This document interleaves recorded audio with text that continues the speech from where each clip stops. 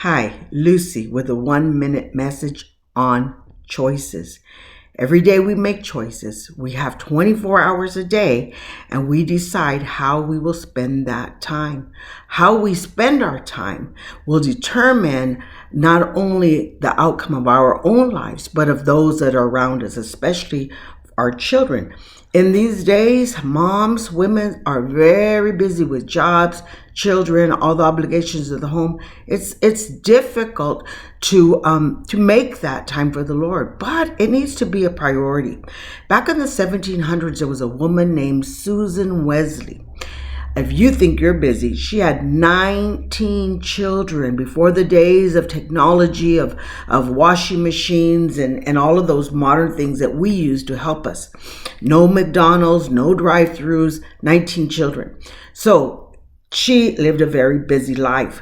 But she made it a priority to spend time with God every single day. And she trained her children to not interrupt her when she was spending time with God. What she would do is she would put an apron and she would put it over her head. And that was a signal to her children that this is mom's time with God. Leave her alone. And she communed with her Lord.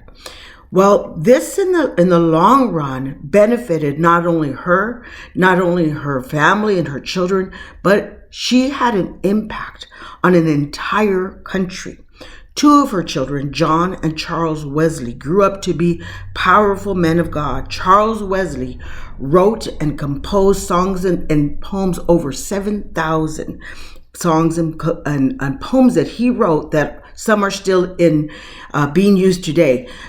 John Wesley was a preacher, and he preached over, let me find it here, he preached over 42,000 sermons. And he'd go from churches, he'd go out in the public markets, he would go all over England and preach these sermons.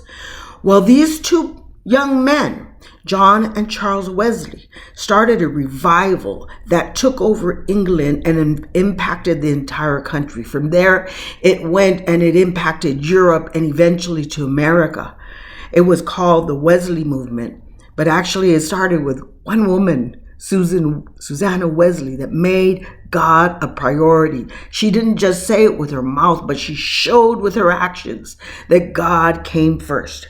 In Deuteronomy 30, 19, and 20, it says, "This day I call heaven and earth as witnesses against you, that I have set before you life and death, blessings and cursings. Now choose life, so that you and your children may live, and that you may love the Lord your God, listen to his voice, and hold fast to him, for the Lord is your life." God bless you.